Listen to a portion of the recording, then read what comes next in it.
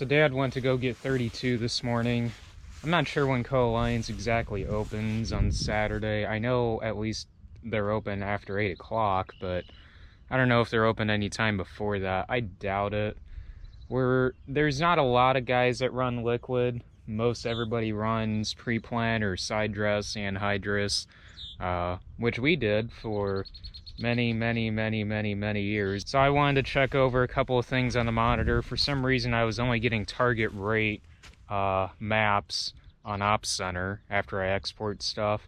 So I think I figured out why I wasn't getting as applied maps for some reason. So hopefully that fixes that. And also just want to do a couple tweaks to the applicator here, and otherwise should easily get the rest of this field done. And I would like to get all of the next farm done, and also go down to Grandma's, get Grandma's done along with the NCGA field, and get the 40 on the corner done down there. So it just depends on how late Co-Alliance is able to stay open today. Because I've got a grad party I got to go to. It's actually one of Amanda's friends, but they want me to shoot some drone footage and pictures of the grad party. So anytime after 2 o'clock I'm supposed to be over there. So I just want to get enough done. That way I can pull one more load out of Co-Alliance. That way I've got enough to run however long I want to run tonight.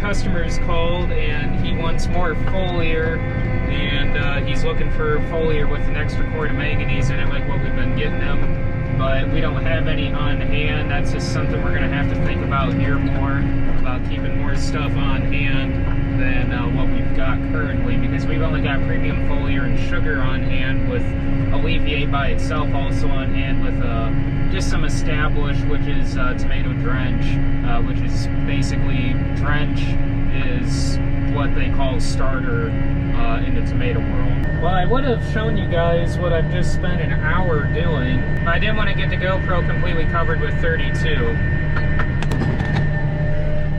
So you see that outside row there, the one with the orange wings, or what I call wings on there? I could see the hose wasn't riding perfect. I knew I wasn't quite centered, but I kind of offset myself just to center the hoses, if that kind of makes sense. So I'm like, why is that thing still flopping around so much? Like the whole unit itself was turning a little too far. So I stopped and I looked, and I don't know, I'm honestly surprised it did not fall out. There's a shaft with 2 holes. One hole is to bolt onto the unit itself. The other hole is to bolt the Y drop to the shaft so it doesn't spin. So I spent an hour, because I did not have a Phillips screwdriver, to tear that bottom plate off. Luckily the nut and the bolt were just sitting in there rattling around, and it's just like, really? So I got that tightened up real good, put that all back together, and it's running just fine now. Done with this field.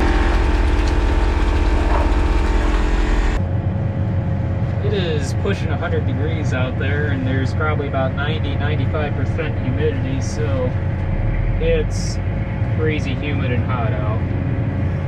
Dad's gonna go and get 5,000 more gallon of 32, and that'll cover me to go down to and do the NCGA field and a couple other fields.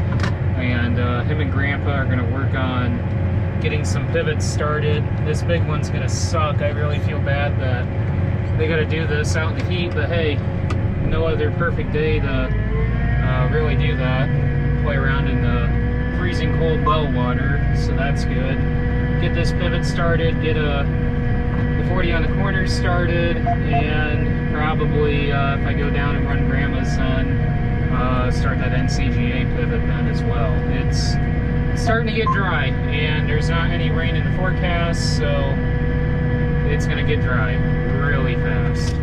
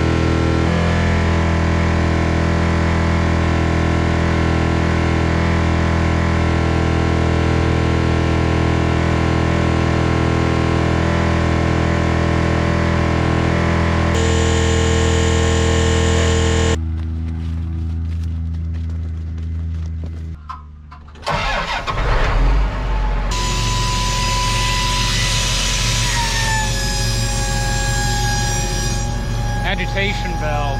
We didn't have that last year because for some reason when we bought this we thought there was going to be an agitation valve on here. We didn't realize the agitators were in there, but the valve itself was just not put on. So I just keep it on about a third all the time, so that way it's constantly agitating. So that way when I'm filling it's agitating, and in the field it's agitating. So right now, since I let this sit for about 12-ish hours, I'm going to let this set and agitate for a couple minutes on full port, and then close it back down to a third. While that agitates, I guess we'll be putting anvil to the test, just like what we did with NFix last year. So of course, right when we start wide dropping, similar to last year, it's not going to rain for the next week, and a week out they're showing 30, 35, and 33% chances a week from now, week 10 days. So you can see barely where the Y drops ran yesterday evening, those two lines there. So like I said, we'll be putting anvil to the test, and hopefully that Duramide is legit stuff, and it does its job, and it keeps the nitrogen put. And we're rolling. Only 5 miles an hour, and that's just because of how thick this cover crop was out here. If you guys remember, this cover crop was planted after wheat last summer, and it got crazy stupid thick, which was what we wanted, but also the Balanza clover and the crimson clover out here took off and did a great job as well. Radishes did good, but they have winter kills, so we don't normally see those this time of year. You can see this is the area where we took the woods out, or the last remaining part of the woods. That's an area where we did brush piles, and that's an area where we did brush piles. So those are just heavily compacted areas, so it stands to reason why the corn doesn't look too good. But after a couple years of no-tilling this will look really, really nice.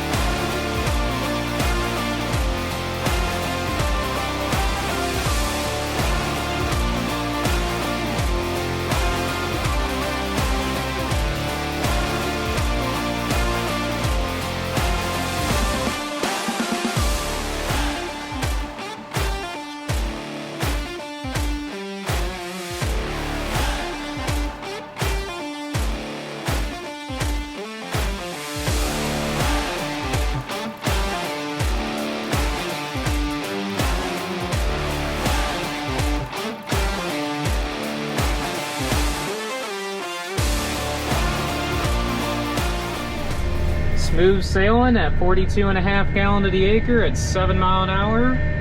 Pioneer 953 looking really good. So does the 1213 on the other side of the pivot.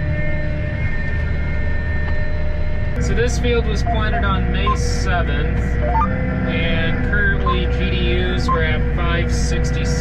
That's not including what we're getting today. We're getting about 26 to 30 GDUs a day now. Dropped at 37,000 and final stand 36,000. Real even emergence between both 953 and 1213. We put 60 pounds of nitrogen down via the planter, and I'm coming in here with an extra 140 pounds at 40 gallon to the acre with 32%. We figure 3.5 pounds of N per gallon of 32. The other 2.5 gallon is micronutrients and sugar, so a gallon of microfeed, a gallon of sugar complex, which is essentially 16 pounds of sugar with humic and cortiboron, and then a quart of quadrant RS. The rest of our nitrogen will go down via the pivot via fertigation. So we got 4 applications that are going down through the pivot of nitrogen and potash, along with micronutrient mixes that go with that, and a special fertigation micronutrient mix with no nitrogen or potash with that. It's just a straight micronutrient mix. For pollination, basically we're calling that our pollinator mix, and that goes down right before VT.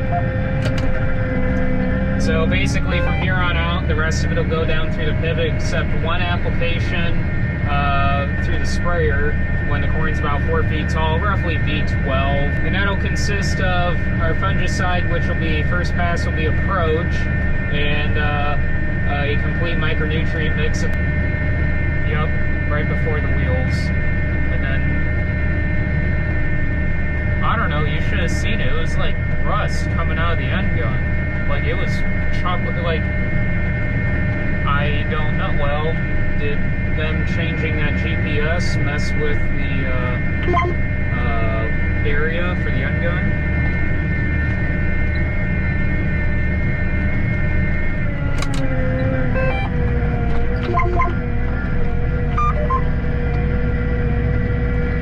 Yeah, it is rusty tinge. I mean, I can see it from here. I don't know why. I mean, the whole end, or the whole overhang looks like it's rusty colored, like water.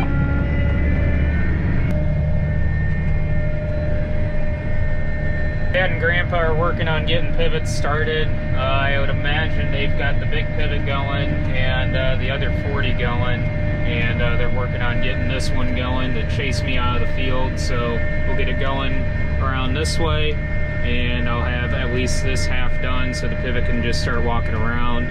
And nice thing is with the Gator, they can just hop on the back, no ladder needed, and clean all the nozzles needed. So basically the nozzles just plug up with rust from the inside the pipe of the pivot and from in the well. So we just got to monitor our drops and throughout the season. That way whenever a drop gets plugged or a nozzle gets plugged, we just got to shut the pivot off, or before we start it, go in there with a little pick and just clean the rust out, and then we're good to go.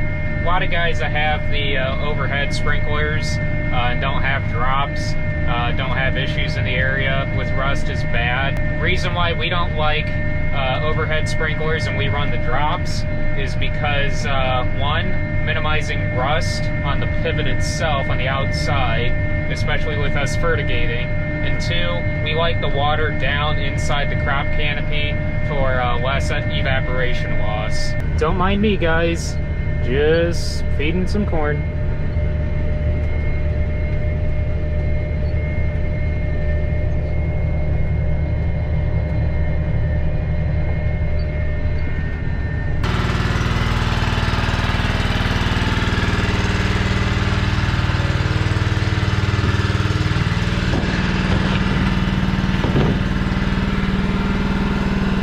So I am full for 25 acres because in this field that is 45 acres, 20 of it is going to be the other Quadrant RS trial.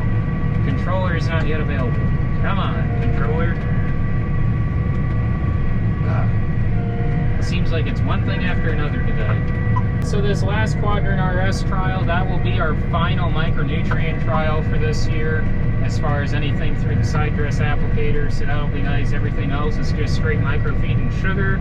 So then the only thing I got to run through the inductor then is that and the anvil, which I'm going to run out of anvil, and that is just because Dad had me run a higher rate on that one irrigated field, and I didn't think about that. But since that is all based off a volume of 32, 14 ounces per 100 gallon, or at least that's how I run that rate, how I figured it up. So that's who's been hitting golf balls. Really? Okay. Now, we found a whole bunch of golf balls in front of the sprayer, and there potentially may have hit the sprayer a couple of times. Huh. Well, that's good to know. I think Dad's going to go up and talk with them now. Yeah, I figured out who's hitting golf balls, I'm pretty sure. Rate, 60 gallon to the acre versus what I thought we were going to back when I ordered the anvil of 40 gallon. I'm going to end up running out of anvil. So I should have enough to do all the rest of the dry land, but our last irrigated field, I don't think we'll have enough anvil to even do any of that field. So, which is alright because we can just turn the irrigator on and wash it in, but it is what it is. Next year, we'll get the rates predefined, a lot more precise, instead of last minute changing this from 40 to 60 gallon. So, no big deal. I wasn't thinking, and probably I should have not even put that anvil on that big irrigated field, or if anything, just cut the rate in half and ended up with some extra. Who knows? Whatever. It is what it is, and not going to be too big of a deal. Oh man, that's a nice sight. Crest the hill of the railroad, and you're able to look over this whole field of 720 that just looks awesome. That's just a really good feeling. Now, if we could just catch a little bit of rain, that would be really awesome.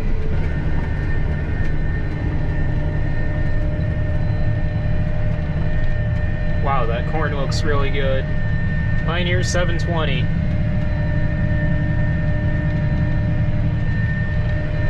Running 52 gallon to the acre. Well, this pro pricing thing, you know, we got screwed over on the beans a couple years ago. We're getting screwed over this year on the corn.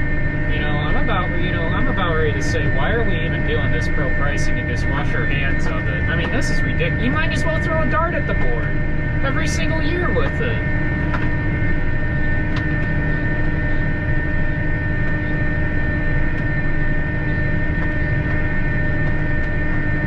Yeah. I mean, Cargill's flat out screwing us over on that. They're screwing us over, and they're screwing everybody else over that had pro pricing contracts for that contract. That's ridiculous. Yeah. There's no way it could drop.